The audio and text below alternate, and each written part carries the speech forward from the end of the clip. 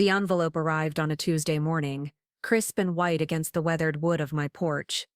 I almost didn't notice it at first, tucked beneath the usual stack of grocery store flyers and credit card offers, but something about the way it caught the light made me pause. Coffee mug halfway to my lips, steam curling up into the cool October air. Before we jump back in, tell us where you're tuning. Or bam, and if this story touches you, make sure you're subscribed, because tomorrow I've saved something extra special for you. It was addressed in handwriting I didn't recognize, formal and careful, with my name spelled out in full. Ms. Rita Margaret Lawson. Not Rita, not Mrs. Lawson. The complete name, as if whoever wrote it wanted to make absolutely certain they had the right person. There was no return address, just a postmark from downtown Portland, dated 3 days earlier. I should have opened it right away. Looking back now, I realized that envelope contained the first crack in what I thought was my carefully constructed world. But instead, I carried it inside, set it on the kitchen counter next to the sugar bowl, and went about my morning routine. I had no way of knowing that within hours, that innocent piece of mail would reveal a truth so devastating, it would change everything I believed about my family, my life, and the son I thought I knew. The morning started like any other Tuesday in my modest ranch house on Maple Avenue. I've lived here for 37 years, ever since my late husband Thomas and I bought it as newlyweds, with dreams bigger than our bank account. The mortgage payments seemed impossible then, stretching our teacher salaries to the breaking point, but we made it work. We always made it work. Thomas passed away 8 months ago after a brutal fight with pancreatic cancer. The diagnosis came in February, swift and merciless as a winter storm. By June, he was gone, leaving behind a half-finished crossword puzzle on his nightstand, and a silence so complete it felt like drowning. The house still smells faintly of his aftershave, Old Spice that clings to the bathroom cabinet no matter how many times I've cleaned it. Sometimes I catch myself setting 2 coffee cups in the morning before remembering I'm alone now. My name is Rita Lawson, and at 64, I thought I understood grief. I thought I understood loss. I thought I understood family. I was wrong about all of it. Thomas and I had been blessed with 2 children, though blessed might be too generous a word for what followed. Our daughter Sarah moved to Seattle 15 years ago for a tech job and calls every Sunday like clockwork, but the conversations feel scripted, polite. She sends Christmas cards with photos of her golden retriever and updates about her latest promotion. But she's never brought anyone home to meet us. I suspect she finds our small-town life suffocating, though she's too kind to say so. Then there's Mike, my firstborn. My pride, my greatest heartbreak. 42 years old, successful beyond anything Thomas and I ever imagined for ourselves. He runs a consulting firm in Chicago, drives a BMW that costs more than I made in 3 years of teaching, and married a woman who treats kindness like a weakness. Michael met Vanessa at some corporate event 5 years ago. She's beautiful in that sharp, calculated way that makes other women feel inadequate, just by existing in the same room. Blonde hair always perfectly styled, clothes that cost more than my monthly grocery budget, and a smile that never quite reaches her eye. When Thomas first met her, he whispered to me later that night, "She shakes hands like she's afraid she'll catch something." I laughed then, thinking he was being dramatic. I stopped laughing when I realized he was right. Vanessa comes from money, old money, the kind that builds wings on hospitals and has streets named after deceased patriarchs. Her father owns a chain of luxury hotels across the Midwest, and her mother sits on the boards of 3 different charities while employing a full-time housekeeper to manage their estate in Lake Forest. They live in a world where problems are solved with checkbooks and connections, where emotional inconveniences can be delegated to staff, or simply ignored until they disappear. From the moment Michael brought her home for Thanksgiving 4 years ago, I felt the shift. Not in him, exactly, but in how he saw us. Suddenly our worn furniture looked shabby instead of comfortable. Our family traditions seemed quaint rather than meaningful. The stories Thomas told about his childhood on the farm weren't charming anymore.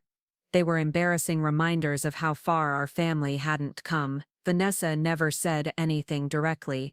She was too well-bred for open cruelty. Instead, she would smile and nod and make helpful suggestions. Maybe I should consider updating the guest bathroom. Had I thought about hiring someone to help with the yard work since Thomas wasn't feeling well? Would I like her to send some recommendations for investment advisors, since I'd mentioned feeling overwhelmed by financial plan? Each suggestion felt like a small paper cut, insignificant alone but collectively drawing blood. I started second-guessing everything, wondering if our home really was as outdated as her polite observations implied. I found myself apologizing for things I'd never noticed before: the creaky floorboard in the hallway, the outdated wallpaper in the powder room, the way Thomas sometimes told the same story twice during dinner. Michael seemed oblivious to the subtle tension, or maybe he chose to ignore it. He was so clearly smitten, so proud of landing someone so sophisticated and beautiful. During that Thanksgiving visit, I watched him jump up to refill Vanessa's wine glass before she even asked, laughing too loudly at her jokes, steering conversations away from topics she seemed bored by. It was like watching my confident, successful son turn into an eager teenager desperate for approval. The wedding was everything I expected and nothing I wanted. Held at the Ritz-Carlton in Chicago with 300 guests I didn't know, and a price tag that could have funded a small college. Vanessa wore her grandmother's pearls and a dress that cost more than the car Thomas and I drove to the ceremony. The flowers were flown in from Holland, the menu featured ingredients I couldn't pronounce, and the band was apparently famous for playing at celebrity weddings. Thomas wore his good suit, the navy one he'd bought for Sarah's high school graduation 15 years earlier. It still fit perfectly, though the style was obviously dated compared to the sleek tuxedos worn by Vanessa's family. I wore the dress I'd bought for the occasion, navy blue with a modest neckline and three-quarter sleeves. Appropriate, I thought, for the mother of the groom. But standing in that opulent ballroom, surrounded by women draped in designer gowns and jewelry that caught the light like captured stars, I felt invisible. During the reception, I sat at table 12, far from the head table where Michael and Vanessa held court. Thomas tried to make conversation with the other guests, but we had nothing in common with these people. They discussed vacation homes in Aspen and charity galas, and their children's acceptance to Ivy League school. When someone asked what I did for work, I mentioned my 30 years teaching third grade at Lincoln Elementary. The woman smiled politely and immediately turned to discuss wine selections with her husband. I remember watching Michael during his father-son dance with Tom. The song was My Way by Frank Sinatra, a choice that felt both perfect and heartbreaking. Thomas had taught Michael to slow dance in our living room when he was 12, standing on his father's feet and giggling as they spun around the coffee table. Now my son towered over his father, guiding Thomas gently across the polished marble floor while 300 strangers watched and applauded politely. Thomas was already sick then, though we didn't know it yet. He tired easily during the reception, and I noticed him sitting more than dancing, but I attributed it to the long day and the stress of being around so many unfamiliar people. He kept checking his watch, and when I asked if he was okay, he smiled and said he was just ready to get back to the hotel. We left during the dessert course, hugging Michael goodbye and promising to call when we got home safely. That was the last family celebration we would all attend together. The months following the wedding brought subtle changes in Michael's behavior. Phone calls became less frequent, visits home even rarer. When he did call, Vanessa was often in the background, and I could hear her voice occasionally, though never directed at me. Michael would mention their busy social calendar, charity events, dinner parties with Vanessa's colleagues. Their lives sounded glamorous and exhausting, a constant whirl of obligations that left little time for family in Oregon. When Thomas was diagnosed, I called Michael immediately. It was a Friday afternoon, and I was sitting in Dr. Peterson's office, still processing words like aggressive and metastatic and limited options. My hands shook as I dialed Michael's number, not sure how to begin a conversation that would change everything. "Mom, what's wrong?" Michael's voice was sharp with concern. I could hear traffic in the background, the honking of Chicago rush hour. "It's your father," I managed, my voice catching on the words. "The doctors found something. Cancer. It's not good, hun." The silence stretched so long I thought the call had dropped. Then Michael's voice came back, quieter now, strained. "How bad?" I told him everything Dr. Peterson had explained, the medical terms I was still learning to pronounce, the treatment options that offered hope, but no guarantee. Michael listened without interrupting. asking practical questions about doctors and hospitals and second opinions. He sounded like he was taking notes, processing the information with the same analytical approach he used for business problems. "I'll fly out this weekend," he said finally. "We'll figure this out, Mom. Dad's tough. He's going to beat this." But he didn't fly out that weekend, or the next. "There was a crisis at work," he explained.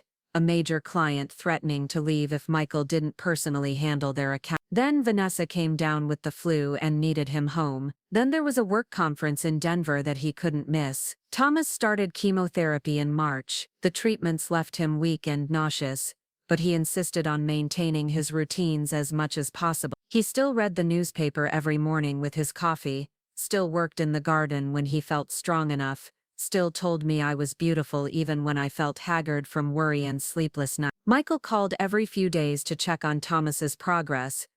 Preparing and narrating this story took us a lot of time, so if you are enjoying it, subscribe to our channel. It means a lot to us. Now back to the story. But the conversations grew shorter and more businesslike. He would ask about test results and medication schedules, offering to research treatment centers or specialist doctors. But he never asked how Thomas was feeling emotionally, never shared memories or told him he loved him. It was as if he was managing a project rather than supporting his dying father. I made excuses for him at first. Michael was busy with work, overwhelmed by the distance, processing the news in his own way. Men handled grief differently, I told myself. He was probably struggling more than he let on, trying to be strong for both of us. But as weeks turned into months and Thomas grew sicker, the excuses felt thinner. The first time Michael actually visited after the diagnosis was in late April. He flew in on a Friday evening and was scheduled to leave Sunday afternoon, a quick 48-hour trip, squeezed between business obligations. I picked him up at the airport, shocked by how tired he looked. His usual confidence seemed forced, and he spent the drive home on his phone, dealing with what he described as a work emergency. Thomas had been having a particularly rough week, struggling with side effects from a new medication that left him exhausted and confused. But when he saw Michael walk through the front door, his face lit up with a joy that broke my heart. He struggled to sit up straighter in his recliner, running a hand through his thinning hair, and trying to smile away the evidence of his illness. "There's my boy," Thomas said, his voice hoarse but warm.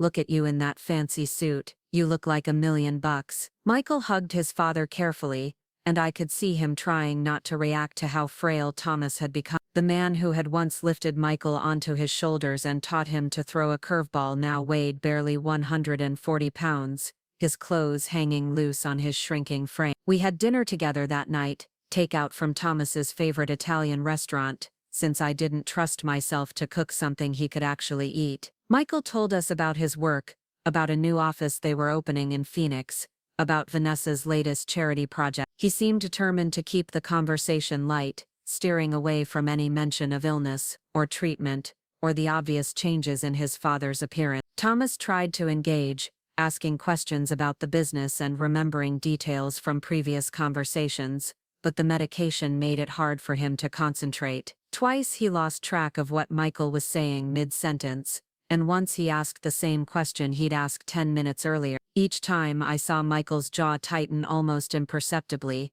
frustration flickering across his features before he forced another smile. After dinner, Thomas fell asleep in his chair watching television. The medication did that, knocked him out suddenly and completely, leaving him snoring softly with his chin on his chest. Michael and I sat in the kitchen, and for the first time since his arrival, the forced cheerfulness dropped from his face. "He's really sick, isn't he?" Michael said quietly, staring into his coffee cup. "Yes," I replied simply. "He is." "How long do the doctors think?" "They don't give timelines anymore, but not long. Maybe months." Michael nodded slowly, absorbing this reality he'd been avoiding during our phone conversation. For a moment I thought he might cry, might finally let down the walls he'd built around his emotions. But then his phone buzzed with a text message, and the moment passed. He left the next morning instead of Sunday afternoon. "Another work crisis," he explained, apologizing profusely while packing his overnight bag. Vanessa had also called, he mentioned casually, something about needing him home for a dinner party with her parents. Thomas was still asleep when Michael left, knocked out by his morning medication, so they never got to say goodbye properly. I stood in the driveway watching Michael's rental car disappear around the corner, feeling something fundamental shift in my chest. It wasn't anger exactly, or even disappointment. It was something colder and more final, a recognition that my son was choosing his new life over his old one, and there was nothing I could do to change that. Thomas died on a Tuesday in June. It was quick at the end, a mercy after months of struggle. He passed away in his sleep at the hospice center, with me holding his hand and Sarah on speakerphone from Seattle, telling him stories about her new apartment and how much she loved him. Michael was in a meeting when I called, his assistant explained. She would give him the message as soon as he was available. He called back 3 hours later. By then Thomas was gone, and I was sitting in the parking lot of the funeral home, trying to make sense of decisions about caskets and flowers and burial plots. Michael's voice was thick with emotion when he finally reached me, full of regret and guilt and all the feelings he'd been too busy to express while his father was alive. "I'm so sorry, Mom," he kept saying. "I should have been there. I should have come home sooner." "Yes," I said quietly. "You should have." We planned the funeral for the following Saturday, giving Michael time to arrange his schedule and fly in from Chicago. Thomas had been specific about what he wanted: a simple service at First Methodist, the church where we'd been married 39 years earlier, followed by burial in the cemetery on the hill overlooking the valley he'd loved his entire life. Nothing fancy, no elaborate displays, just family and friends gathering to remember a good man who'd lived a quiet, meaningful life. The guest list was modest but heartfelt. Thomas's remaining siblings, a few cousins from his side of the family, neighbors who'd known us for decades, former colleagues from the school district where we'd both taught. Sarah flew in from Seattle, taking a week off work to help with arrangements and stay with me through the initial grief. She was everything Michael wasn't during those difficult days: present, helpful, emotionally available. Michael called every day leading up to the funeral, asking about details and making suggestions. He wanted to write a eulogy, he said, something to honor his father's memory. He asked about flowers, about music, about the guest list. For the first time in months he seemed fully engaged with our family, invested in doing right by Thomas even though it was too late. Then, on Thursday evening, 2 days before the funeral, Michael called with news that changed everything. "Mom, I need to talk to you about Saturday," he began, and something in his tone made my stomach clench. "What about Saturday?" I asked, though I already dreaded the answer. "There's been a complication. Vanessa's family is having this big anniversary party for her grandparents, their 60th wedding anniversary. It's been planned for over a year and apparently it's a huge deal. Her whole family will be there, important business contacts, people from her father's company." I waited for him to continue, to explain how this related to his father's funeral. "The thing is," Michael went on, his voice careful and measured like he was presenting a business proposal, "the timing is really unfortunate. The party is Saturday afternoon, the same time as Dad's service. Vanessa's really upset about it, and her family is expecting us to be there. It's kind of a command performance, you know." The words hit me like a physical blow. I actually gripped the kitchen counter to steady myself, wondering if I'd misunderstood. "Are you telling me you're not coming to your father's funeral?" I asked, my voice barely above a whisper. "Of course I'm coming, Mom. I wouldn't miss it, but I might have to leave early right after the service. Skip the reception at the church. Vanessa's already at her parents' house helping with last-minute arrangements, and I promised I'd be there by evening." "Mike," I closed my eyes, trying to process what I was hearing. "Your father is being buried on Saturday. Your father who raised you and loved you and worked 2 jobs to pay for your college education, and you're worried about missing a party. It's not just a party, Mom. It's family. Vanessa's family. These are important relationships for my business, for our future. Dad would understand that. He always said family comes first, but he also taught me about responsibility and keeping commitments." The hypocrisy was breathtaking. Here was my son, talking about family and responsibility while planning to abandon his father's funeral for a social obligation. I wanted to scream, to hang up, to tell him exactly what I thought of his priority. Instead, I found myself negotiating, trying to salvage what little remained of his decency. "What if we moved the time?" I suggested desperately.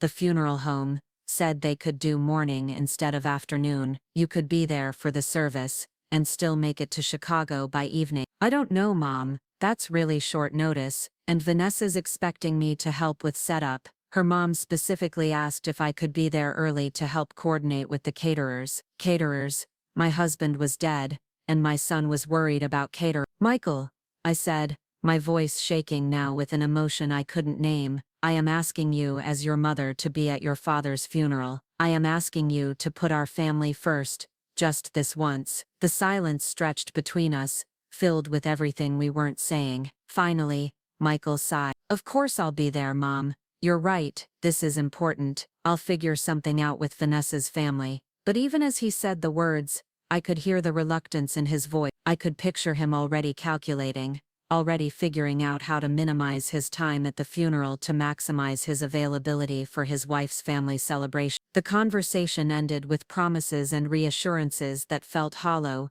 leaving me standing in my kitchen with the terrible certainty that my son was going to disappoint me in the worst possible way. Friday night, I lay awake staring at the ceiling, listening to the house settle around me. Thomas's absence felt enormous, a silence that pressed against my chest and made breathing difficult. In 12 hours, we would bury the love of my life, and I wasn't even sure my own son would be there to witness it. Sarah called around midnight, unable to sleep in the guest room that still smelled faintly of Thomas's Old Spice. Are you okay, Mom? She asked quietly. No, I admitted, I don't think I am.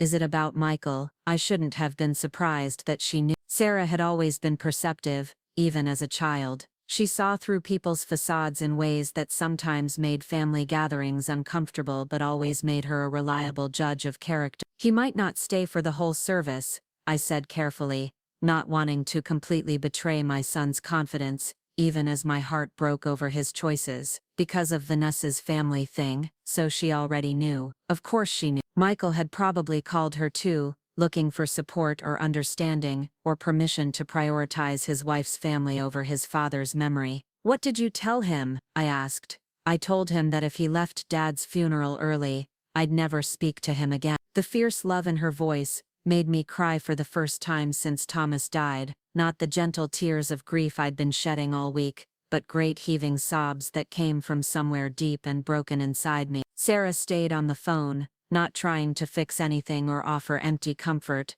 just breathing with me across the hallway, until I finally fell asleep with the phone still pressed to my ear. Saturday morning dawned gray and drizzly, the kind of Pacific Northwest weather that matches grief perfectly. I dressed carefully in the black dress I'd bought for the occasion, pinned Thomas's mother's pearl brooch to the lapel, and tried to prepare myself for whatever version of my son would show up to say goodbye to his father. The funeral home was already bustling with activity when Sarah and I arrived an hour early. Friends and neighbors had sent flowers, more than I'd expected, creating a garden of sympathy around Thomas's simple casket. I'd chosen the oak one, mid-range in price, but beautiful in its simplicity. Thomas would have approved of the understated elegance, the way it suggested dignity without ostentation. People began arriving 30 minutes before the service, filling the small chapel with quiet conversation and shared memories. Miss Henderson, from next door, brought homemade cookies for the reception afterward.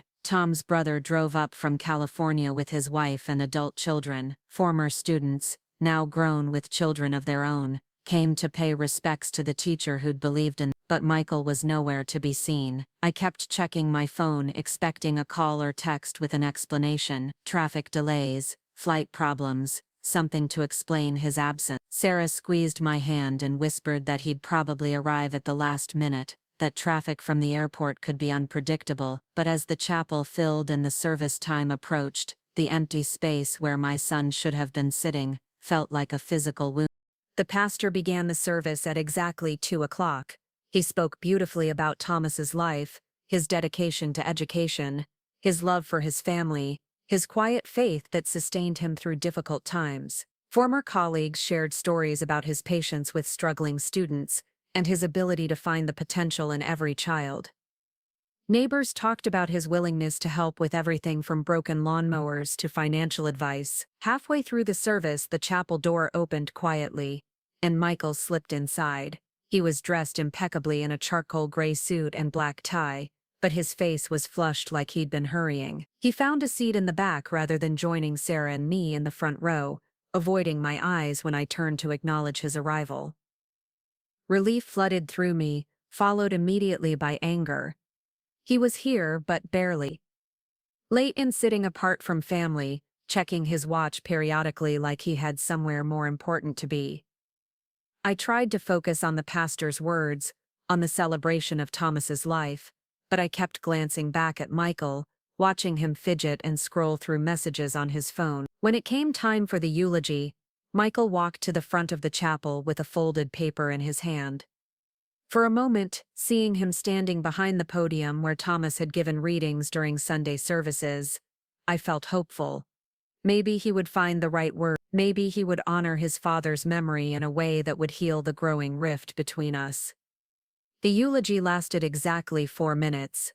I know because I was watching the clock, amazed by how quickly Michael summarized 39 years of his father's influence on his life. He touched on Thomas's work ethic, his integrity, his commitment to education. He mentioned favorite family vacations and proud moments like graduations and promotions.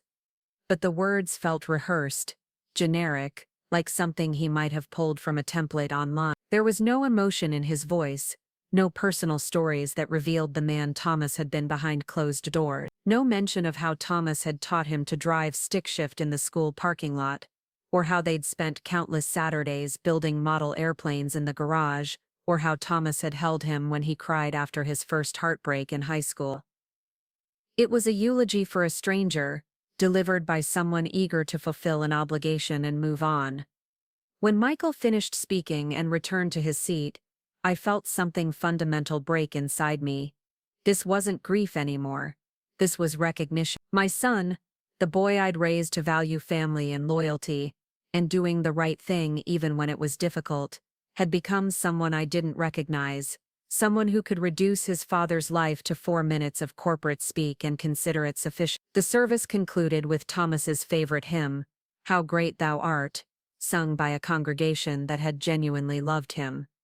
As we filed out of the chapel for the short drive to the cemetery, Michael appeared at my elbow. "Mom, I need to talk to you," he said quietly, glancing around to make sure we weren't overheard. My heart sank. I already knew what he was going to say. "The graveside service," he began, confirming my worst fears. "I'm really sorry, but I can't stay. My flight leaves in 2 hours, and with traffic." "Your flight," I repeated the words, slowly, testing how they felt in my mouth. "You booked a flight that leaves before your father is buried." "I had to. The anniversary party starts at 6. And Vanessa's family is expecting us. Her grandmother specifically asked about meeting me. It's really important to Vanessa that I be there." Important to Vanessa, the woman who'd met Thomas exactly 3 times and couldn't be bothered to attend his funeral. The woman whose grandfather's birthday party was apparently more significant than my husband's burial. "So you're leaving?" I said. It wasn't a question. "I'm really sorry, I know this looks bad, but you have to understand my position. This is my wife's family. These are relationships I need to maintain for our future. Our future. Not our family's future. Not his relationship with his mother or his sister or the memory of his father. His future with Vanessa, and her money, and her connections and her grandmother who needed to meet him at a party." I said quietly. "Mom, please don't be angry. Dad would understand. He always said." "Go," I repeated, more firmly this time.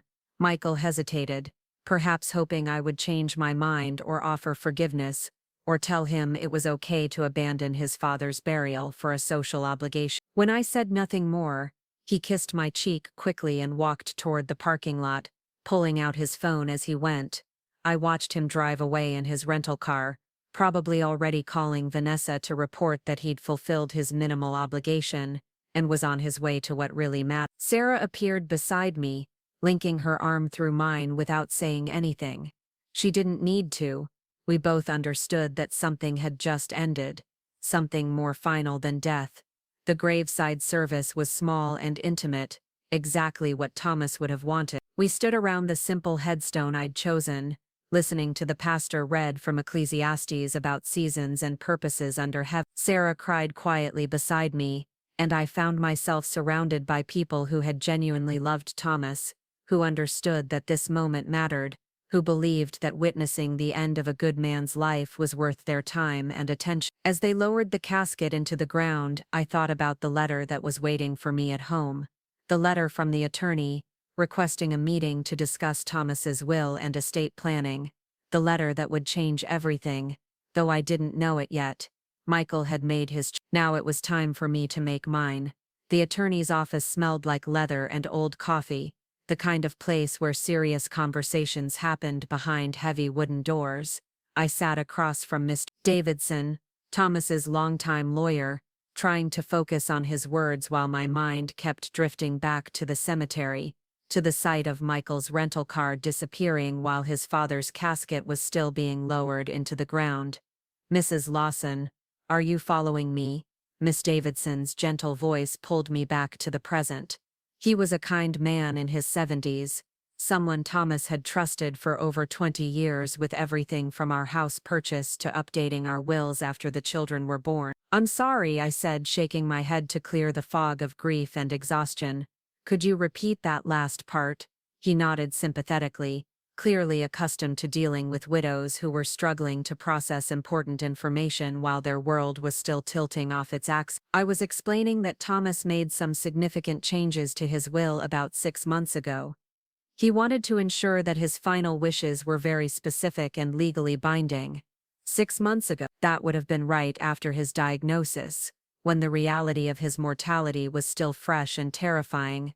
I remembered Thomas spending long hours at his desk during that period, organizing papers and making phone calls, but he'd been so private about it all. When I asked what he was working on, he just said he was getting our affairs in order, nothing for me to worry about. "What kind of changes?" I asked, though part of me already suspected the answer would be complicated. Miss Davidson opened a thick folder and pulled out several documents, spreading them across his desk like he was dealing cards. "The primary change involves the inheritance structure for your children. Thomas was very concerned about ensuring that his legacy would honor the values he held most dear." I stared at the papers covered in legal language that might as well have been written in ancient Greek. "I don't understand. We always planned to split everything equally between Michael and Sarah. Half and half, simple. That was the original plan." Yeah, but Thomas became increasingly worried about Michael's priorities, particularly after his marriage to Vanessa. "Your husband was quite specific about his concerns during our meetings."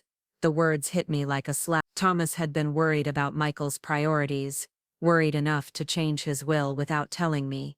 I thought about all those evenings when Thomas would go quiet during our phone calls with Michael, the way his face would tighten when Michael mentioned expensive purchases or lavish vacations. I'd attributed it to the generation gap, the natural disconnect between a man who'd grown up during the Depression and a son who'd never wanted for anything. "What exactly did he change?" I asked, my voice smaller than I intended. Miss Davidson cleared his throat and began reading from the document in his formal, careful tone. "The estate, valued at approximately $450,000 including the house, life insurance and retirement account, will be distributed as follows. Rita Margaret Lawson will receive her father's personal effects, the photo albums, and a cash inheritance of $75,000. I nodded. That seemed reasonable.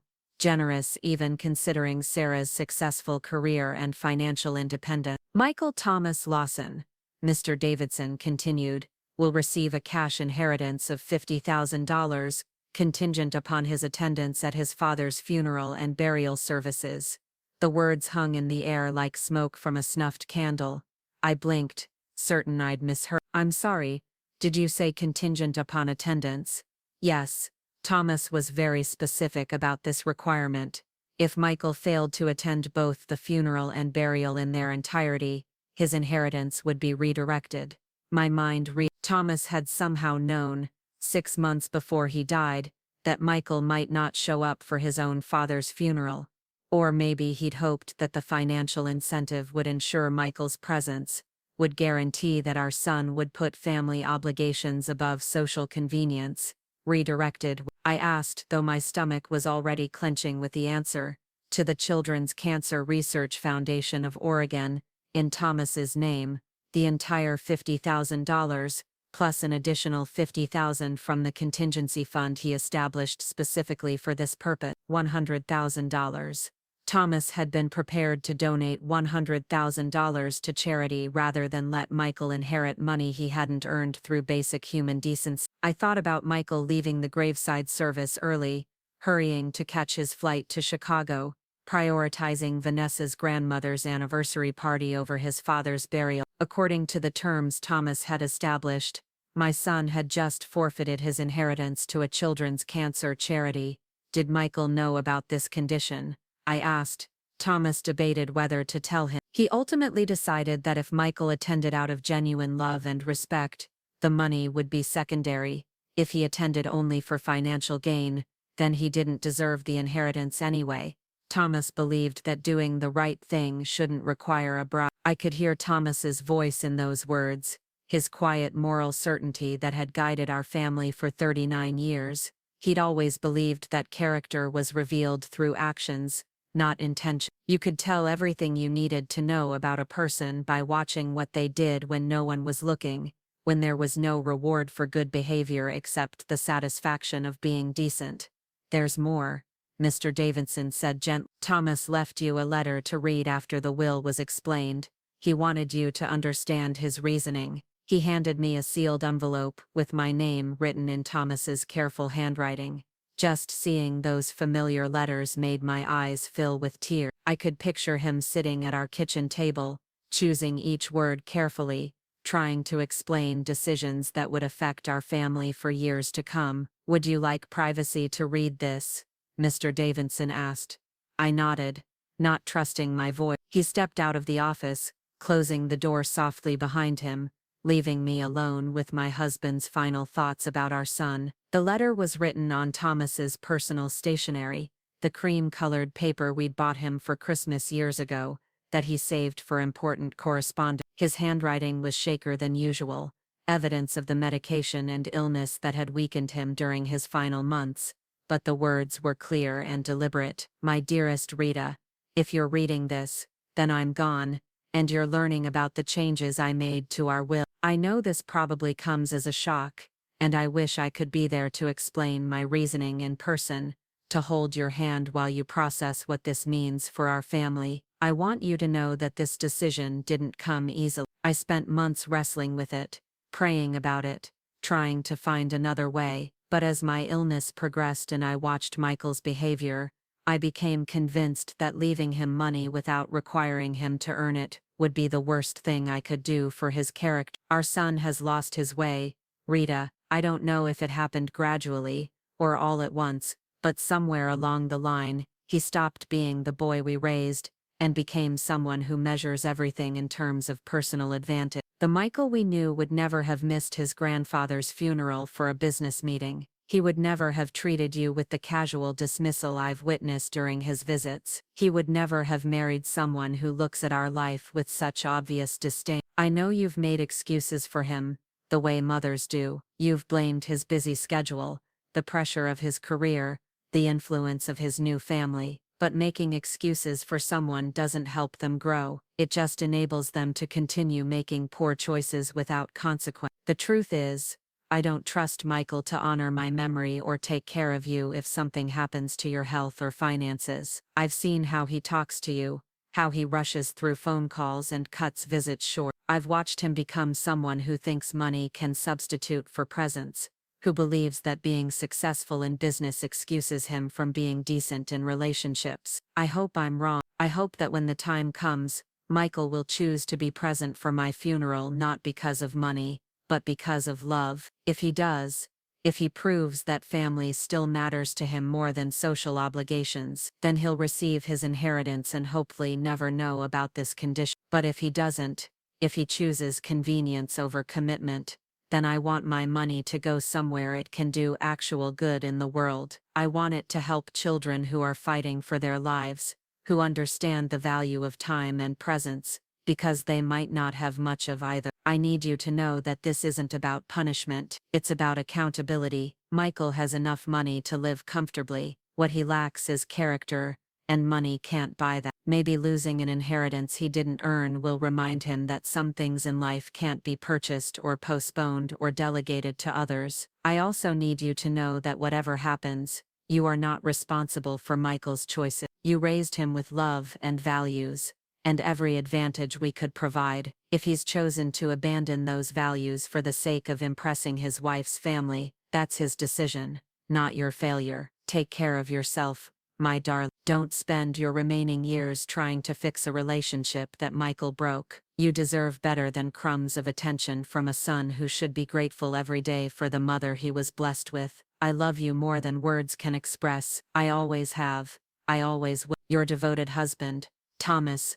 I read the letter 3 times before the words fully sank in. Thomas had seen everything I'd been trying to ignore, had understood the painful truth I'd been unwilling to face. Our son had become someone we didn't recognize, someone who prioritized appearance over authenticity, status over substance. The cruel irony was that Michael would have attended the funeral if he'd known about the inheritance condition. He would have canceled his flight, disappointing Vanessa's family, sitting through the entire graveside service with gritted teeth and barely concealed impatience. But he would have been there for the money, not for love, which was exactly what Thomas had hoped to avoid. When Mr. Davidson returned to the office, I was still holding the letter, tears streaming down my face but feeling something else underneath the grief. Relief maybe, or vindication. Thomas had seen what I'd been afraid to acknowledge, had put into words the disappointment I'd been carrying like a stone in my chest. "Are you all right, Mrs. Lawson?" he asked, settling back into his chair with the careful movements of a man who'd delivered difficult news to many families over the years. "I think so,"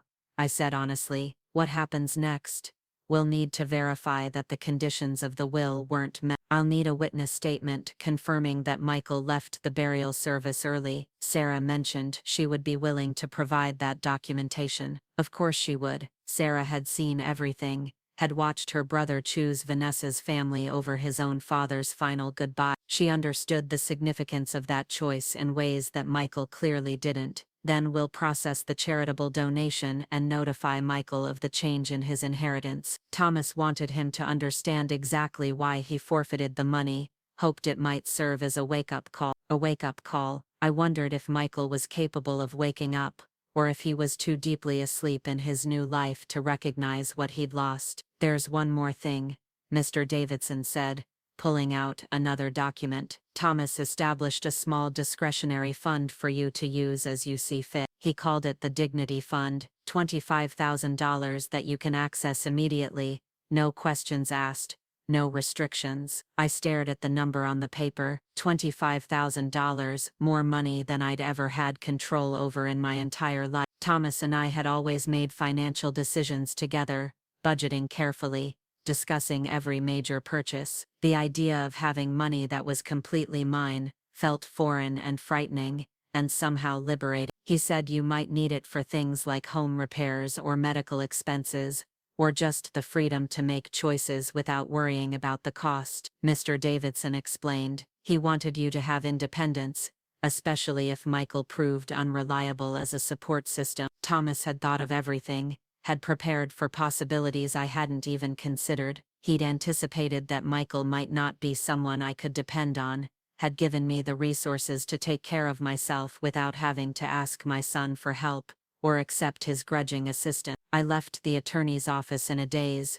carrying copies of documents that would change everything about my family's future. The afternoon sun seemed too bright after the dim interior of the law office, and I sat in my car for several minutes, trying to process what I'd learned. Thomas had known. 6 months before he died, he'd understood that our son was becoming someone who would prioritize social obligations over family loyalty. He'd hoped Michael would prove him wrong, but he'd prepared for the likelihood that our boy was already too far gone to say. The drive home took me past the cemetery where Thomas now rested under a blanket of fresh flowers. I pulled over and walked to his grave, kneeling on the damp grass despite my good dress, not caring if I stained the black fabric. "You knew," I whispered to the granite headstone. "You knew he'd leave early." The wind rustled through the oak trees Thomas had loved, and I imagined I could hear his voice in the sound. He'd always been practical, had always planned for contingencies. Of course he'd seen the warning signs I'd been too hopeful to acknowledge. What do I do now? I asked the silence. How do I tell him? But even as I asked the question, I realized I already knew the answer. I would tell Michael the truth. All of it, without sugarcoating or making excuses. I would explain exactly what his choice had cost him, what his father had thought of his priorities, what kind of legacy he'd chosen to embrace, and then I would let him live with the consequences, the way Thomas had intended. That evening I called Sarah. She was still in town, staying at a hotel near the airport before her flight back to Seattle the next morning. When I explained what I'd learned at the lawyer's office, she was quiet for a long moment. Dad really did that? She finally asked.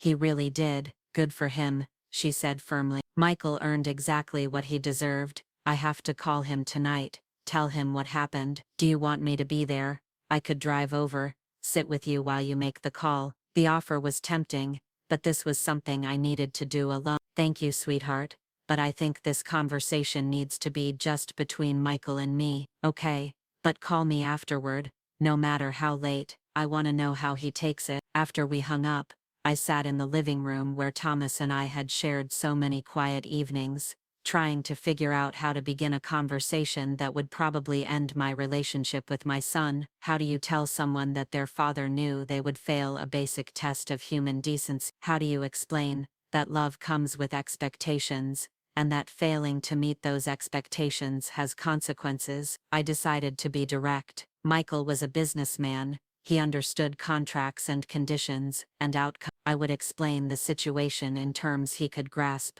without emotion or dramatics, just facts and results. I dialed his number at 8 o'clock Chicago time, when I knew he'd be home from Vanessa's family celebration. The phone rang 4 times before he answered, and I could hear music and laughter in the background. Mom, how did the rest of the day go? I'm really sorry I had to leave early. No, he wasn't. He was calling from what sounded like a party, probably feeling relieved that he'd managed to fulfill his minimal obligation and still make it to the important event. But I didn't point out the contradiction between his words and his tone. Michael, I need to discuss something important with you. Is this a good time to talk? Sure, just let me step outside. The party's still going strong here. Of course it was. While I'd been sitting in a lawyer's office, learning about my husband's final disappointment in his son, Michael had been celebrating someone else's marriage milestone. Okay, I'm on the terrace now. What's going on? I took a deep breath and began. I met with Mr. Davidson today,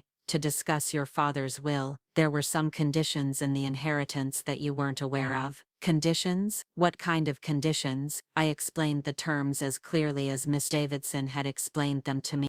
The $50,000 inheritance contingent upon full attendance at both funeral and burial, the redirection of funds to charity if the conditions weren't met, the additional $50,000 that would accompany the donation. Michael was silent for so long, I thought the call had dropped. Michael? Are you there? I'm here. His voice was different now, tight and controlled. Are you telling me that Dad cut me out of his will because I left the burial early? I'm telling you that your father established conditions for your inheritance, and those conditions weren't met. This is insane. I was there for the funeral.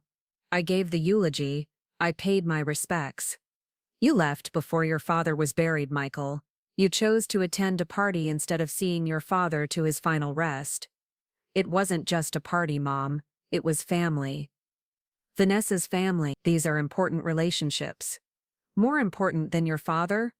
The question hung between us like a challenge. I could hear him breathing, could almost feel him calculating, trying to find an argument that would justify his choice. That's not fair, he said finally. Dad was already gone. The burial was just ceremony. It wasn't going to bring him back or change anything. It would have changed your inheritance. I didn't know about that. Exactly. Your father wanted to see if you would do the right thing without a financial incentive. You didn't. So what? Now I get nothing. You get nothing. And $100,000 goes to the Children's Cancer Research Foundation in your father's name. I could hear the party continuing in the background. Could imagine Michael standing on some elegant terrace overlooking Lake Michigan, while his wife's family celebrated inside, oblivious to the phone call that was unraveling his financial expectation. "This is ridiculous," he said, his voice rising. "Dad was sick when he wrote this will. He wasn't thinking clearly. We can contest it. Your father was completely lucid when he met with Mr. Davidson, and he left me a letter explaining his reasoning. Would you like me to read it to you?" "No," he said quickly. "I don't want to hear it." Because he already knew what it would say. He knew his father had seen through the facade, had recognized that Michael's priorities had shifted away from family and toward advancement in a social circle that valued appearances over authenticity. "Michael," I said gently, "your father hoped you would prove him wrong. He wanted you to choose family over convenience, to show that the values he taught you still mattered. When you left early yesterday, you made your choice clear. I can't believe this. I can't believe Dad would do this to me." "Your father didn't do anything to you. You did this to yourself." The silence stretched again, and I could hear the sounds of celebration continuing in the background. Michael's new family was probably wondering where he'd disappeared to, probably assuming he was dealing with some tedious detail from his father's funeral. "What about you?" he asked finally. "Do you agree with this?" The question was a test, and we both knew it. He was asking if I would stand with him against Thomas's decision, if I would support him in feeling victimized rather than holding him accountable for his choices. "I think your father knew you better than either of us wanted to admit," I said quietly. "So you're taking his side." "I'm accepting his judgment. And Michael, after watching you leave your father's burial for a party, I can't say I disagree with it." "Fine," he said, and I could hear the anger hardening in his voice. "If that's how you both feel, then maybe it's better this way. Maybe it's better if I just focus on my real family, the people who actually appreciate what I bring to their lives." His real family. The words hit me like a physical blow, confirming what I'd been afraid to acknowledge. In Michael's mind, Vanessa's wealthy, connected, socially prominent family had replaced the people who'd raised him and loved him and sacrificed for his education and success. "If that's what you choose," I said, surprised by how calm my voice sounded despite the pain spreading through my chest. "It is what I choose. Don't expect to hear from me anytime soon, Mom. I need time to process this betrayal." Betrayal?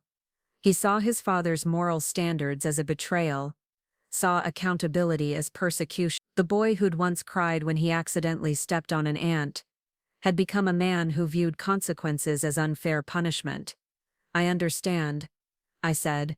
"Take all the time you need." The line went dead. Michael had hung up without saying goodbye, without expressing any sorrow for my loss or concern for how I would manage as a new widow. His first instinct hadn't been to comfort his grieving mother, but to calculate his financial losses and assign blame for his disappointment. I sat in the darkening living room, still holding the phone, feeling something settle into place inside me. Thomas had been right about our son. Michael had revealed exactly who he'd become, and it wasn't someone either of us recognized as the child we'd raised. But Thomas had also been right about something else. I wasn't responsible for Michael's choices.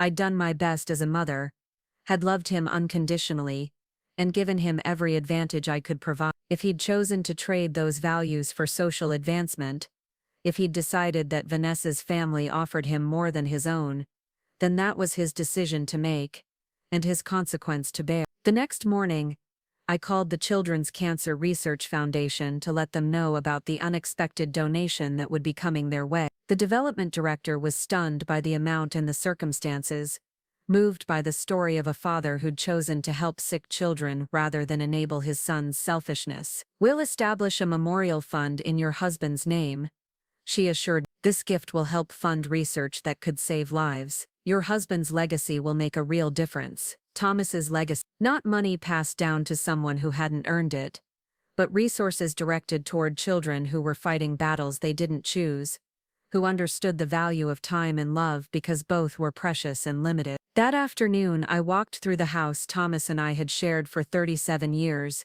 seeing it with new eyes. It was smaller than Michael's house in Chicago, less grand than Vanessa's family estate, but it was filled with memories of a life well lived. Photographs of camping trips and school plays and quiet Sunday mornings, books we'd read together, furniture we'd saved up to buy, a garden Thomas had tended with patient care. This was my legacy too, not the wealth or status Michael had married into, but the life Thomas and I had built through small daily choices to love each other and our children and our community. I didn't need my son's approval to find value in that life.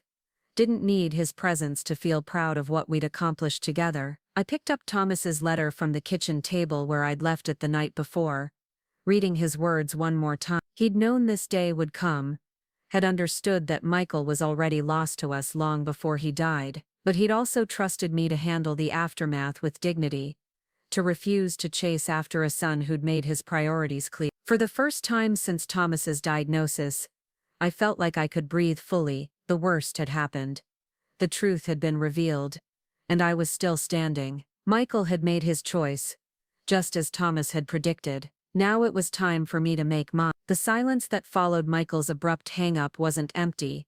It was full of possibility, crackling with the energy of a life suddenly freed from the weight of disappointing expectation. I sat in my living room for nearly an hour after the call ended, not moving, just absorbing the reality that my son had essentially dismissed me from his life over money he'd never earned. The strangest part was how little it hurt. Oh, there was pain.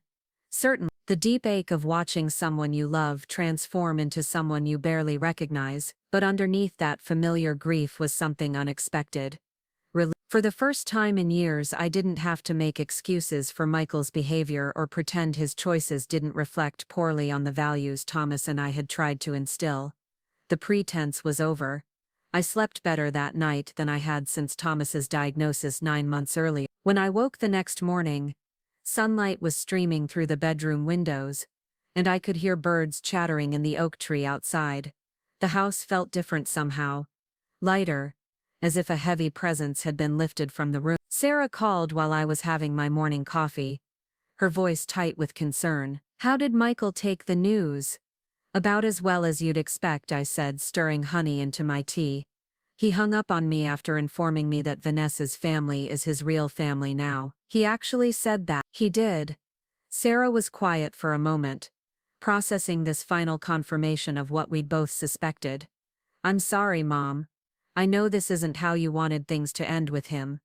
Honestly, sweetheart, I think this is how things needed to end. Your father saw something I wasn't ready to accept, and maybe it took losing Michael's inheritance for me to finally understand what we were dealing with." So what happens now? It was a good question, one I'd been asking myself since hanging up the phone. What did happen now? For 39 years, my identity had been built around being Thomas's wife and mother to 2 children.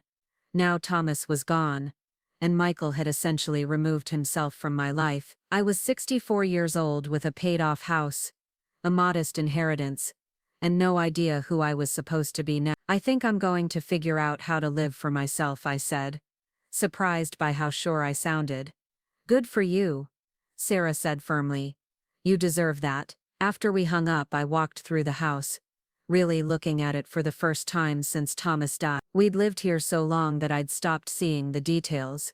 The way you stop noticing a song that's been playing in the background for decades. But now, with fresh eyes, I noticed things that needed attention. The wallpaper in the guest bathroom was peeling at the corner. The hardwood floors were scratched and dull from years of daily life. The kitchen cabinets, once a cheerful yellow, had faded to something closer to mustard. These weren't problems exactly, but they were chances to make choices based on my preferences instead of what Thomas liked, or what would impress Michael and Vanessa during their increasingly rare visits. I spent the morning making lists, not of chores or obligations, but of possibility. What if I painted the living room that soft blue I'd always admired?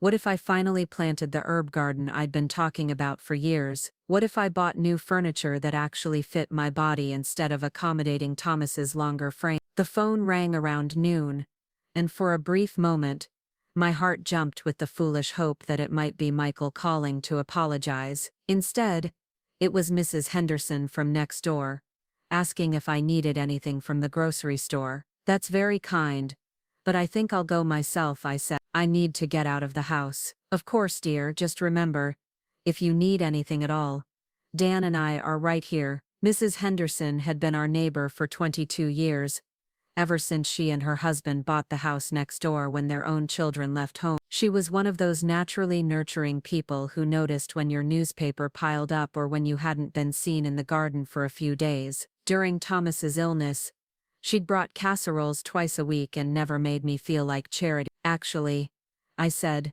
making a sudden decision, would you like to have coffee sometime this week, just to visit? I'd love that, she said, and I could hear the smile in her voice. How about Wednesday afternoon? After making plans with Miss Henderson, I drove to the grocery store for the first time since the funeral. It was a simple errand.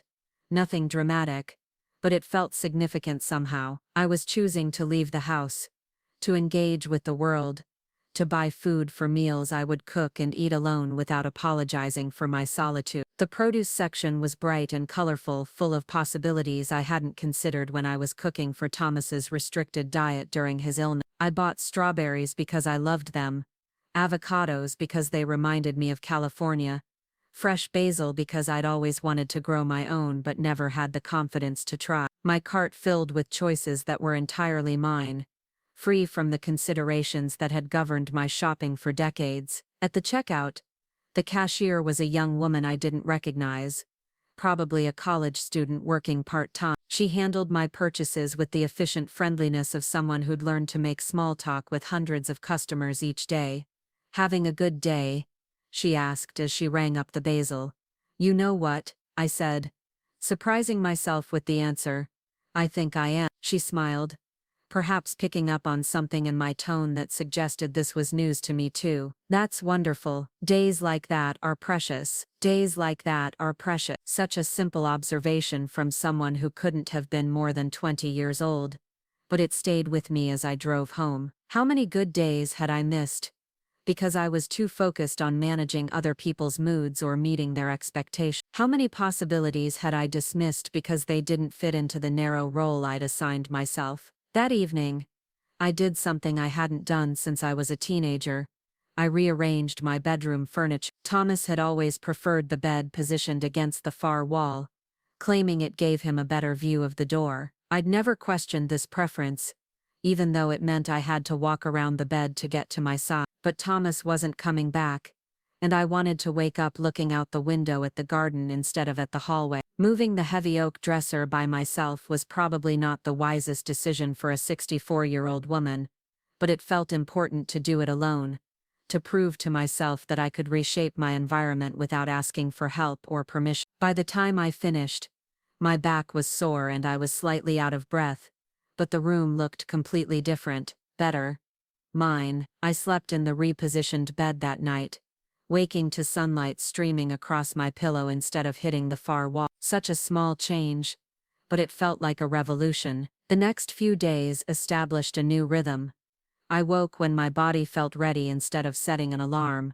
I ate breakfast slowly, reading the newspaper thoroughly instead of skimming it for highlights to discuss with Thomas. I called Sarah to chat rather than waiting for her scheduled Sunday call. I started a crossword puzzle, and didn't feel guilty about leaving it unfinished when I grew bored. On Wednesday, Mrs. Henderson came over for coffee as planned. I'd spent the morning baking chocolate chip cookies from scratch, not because I felt obligated to play hostess, but because the smell of baking had always comforted me. We sat at my kitchen table, the same one where Thomas and I had shared thousands of meals, but the conversation was entirely different. You seem different, Mrs. Henderson observed as she accepted her second cookie. Lighter somehow. I feel different, I admit. I'm not sure if it's good different, or just different. Change is always unsettling, she said gently. But you know, Dan and I have been watching you carry so much worry these past few years, first with Thomas's illness, then with your son's behavior. It's nice to see you without that weight on your shoulders. Mrs. Henderson had noticed Michael's behavior too, had seen what I'd been trying to ignore. It was oddly comforting to know that other people had witnessed the gradual erosion of respect and kindness, that I hadn't imagined the coldness or the casual dismissals. Can I ask you something personal? she continued. I nodded, curious about what she wanted to know. Are you planning to stay in the house? It's quite large for one person, and I know the memories might be difficult. It was a practical question, one I'd been avoiding since Thomas died. The house held 40 years of shared life, but it also held mortgage-free equity and the security of familiar neighbors. Moving would mean starting over completely, but staying meant learning to live with ghosts. I think I'm going to stay, I said, realizing as I spoke that I'd already made the decision, but I might make some changes. What kind of changes? Paint, maybe new furniture. I'm thinking about turning Thomas's office into a reading room, with a comfortable chair and better lighting. Maybe even a small greenhouse in the backyard for herbs and vegetables. Mrs. Henderson's face lit up. Oh, that sounds wonderful. Dan's quite handy with construction if you need help with anything major. He'd love to have a project now that he's retired. The offer was generous and practical, but more than that, it represented something I was just beginning to understand: community. The idea that I could be part of a network of people who helped each other not out of obligation or guilt, but out of genuine care and mutual benefit. I might take you up on that, I said. Please do. We've been married 34 years, and I can tell you from experience that having a purpose makes all the difference when you're adjusting to a new phase of life. After Miss Henderson left, I found myself looking at Thomas's office with new eyes. It was a small room off the living room that he'd used for paying bills and organizing tax documents. The furniture was purely functional: a metal desk, a filing cabinet, and a chair that had never been comfortable for anyone. But it had a large window that faced south, perfect for plants, and built-in bookshelves that could hold more than financial records. I spent the rest of the afternoon emptying the office, sorting through papers and deciding what needed to be kept versus what could be discarded. Thomas had been meticulous about record keeping, filing away documents that were decades old and probably irrelevant, but mixed in with the tax returns and insurance policies, I found treasures I'd forgotten exist. A folder marked Rita's teaching contained copies of every positive note I'd ever received from parents, every thank you card from students, every evaluation praising my classroom management or creative lesson plan. Thomas had saved them all, even the ones I'd thrown away because I thought they were too sentimental to keep. Another folder held articles I'd clipped from magazines about gardening and home decorating, ideas I'd mentioned wanting to try someday when we had more time or money. The service included readings from various spiritual traditions and a thoughtful discussion about finding meaning in times of transition. The congregation was diverse in age and background, united not by shared beliefs but by shared questions about how to live with integrity and purpose. After the service, I was approached by a woman with silver hair and a warm smile. "I don't think we've met," she said, extending her hand. "I'm Margaret Chen. Are you visiting or thinking about joining us?" "I'm not sure yet," I said honestly. "I'm exploring options." "Good for you. Exploration is healthy, especially during major life changes. I noticed you were really engaged during the discussion about reinvention." Margaret turned out to be a retired social worker who'd started attending the fellowship after her divorce 3 years earlier. She understood the challenge of rebuilding identity after a major life change, and she invited me to join a monthly book club that met at the fellowship. "We read everything from philosophy to fiction to memoirs," she explained. "But really, we just enjoy having thoughtful conversations with people who aren't afraid to ask big questions." I accepted her invitation, adding another new element to my increasingly unfamiliar life. On the drive home, I reflected on how much had changed in just 1 week. New paint colors, new social connections, new spiritual exploration, new educational plans. Each change was small individually, but collectively, they represented a fundamental shift in how I approached my days. The phone was ringing when I walked into the house. For a moment, my old reflexes kicked in, and I hoped it might be Michael calling to reconcile, but the caller ID showed Sarah's number, and I felt relieved rather than disappointed. "How are you doing, Mom?" she asked without preamble. "I'm doing well," I said, and for the first time in months, It was completely true. I'm making some changes to the house, exploring new activities. It feels good to have projects again. That's wonderful. And Michael? Have you heard from him? No, and I don't expect to. I think he's made his position clear. I'm sorry about that. I know you hoped he might come around. Actually, I think I'm past hoping for that. Michael is who he's chosen to be, and that's not someone I can build a relationship with. It took me too long to accept that, but I'm there now. Sarah was quiet for a moment, perhaps surprised by my matter-of-fact tone. You sound different, Mom. Stronger. I feel strong. Your father left me some money that I can use however I want, and for the first time in my adult life, I'm making decisions based on what I want instead of what other people need or expect. What kind of decisions? I told her about the painting, the classes, the book club, the gardening plan. As I described my new activities, I realized how full my life was becoming, how many possibilities existed when I stopped limiting myself to the narrow role of devoted wife and accommodating mother. I'm proud of you, Sarah said finally.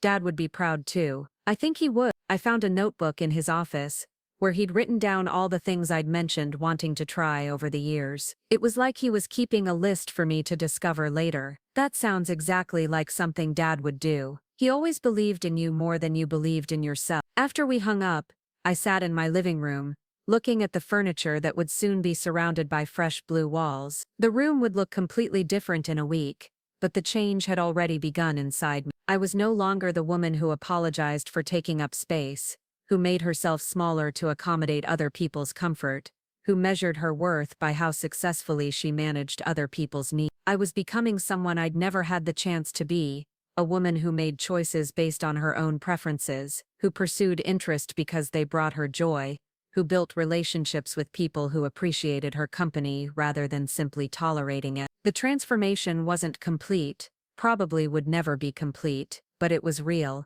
and it was mine, and for the first time in longer than I could remember that felt like enough. The transformation of my house took on a life of its own once Robert and his crew arrived on Monday morning. Watching them spread drop cloths and tape off trim work, I felt like I was witnessing the physical manifestation of the emotional changes that had been building inside me for weeks. The familiar walls that had held 40 years of memories were about to become something entirely new. Robert worked with quiet efficiency, occasionally asking my opinion about technique or color saturation. I found myself making decisions quickly and confidently, trusting my instincts in ways I hadn't for years. When he suggested that the blue might look better with a slightly different undertone, I considered his advice but ultimately chose the shade I'd originally selected. It was a small moment of self-assertion, but it felt significant. By Wednesday, the living room had been completely transformed. The soft blue walls made the space feel larger and brighter,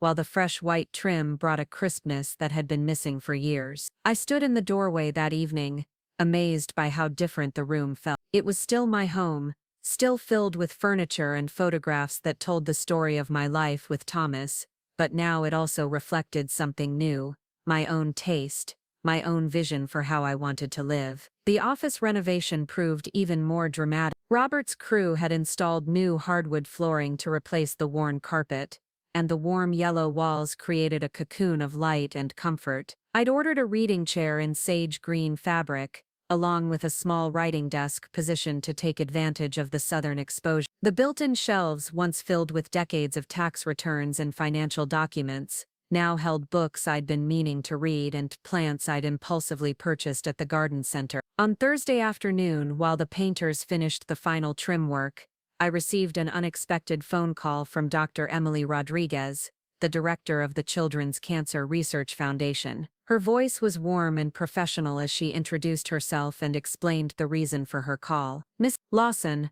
I wanted to personally thank you and your late husband for the extraordinary donation that's being processed in his memory. $100,000 will fund significant research initiatives, and we're deeply moved by the circumstances that led to this gift. I found myself explaining the whole story to Dr. Rodriguez, perhaps because talking to a stranger felt safer than continuing to process these emotions alone. She listened without judgment as I described Thomas's final disappointment in our son, Michael's choice to leave the burial early, and the way the inheritance conditions had ultimately served as a test of character that Michael had failed. "What strikes me most," Dr. Rodriguez said when I finished, "is how your husband's wisdom is creating a positive impact even after his death. The research this donation will fund could literally save children's lives. Your son's choice to prioritize a social obligation over family loyalty is funding hope for families facing every parent's worst nightmare." The irony wasn't lost on me.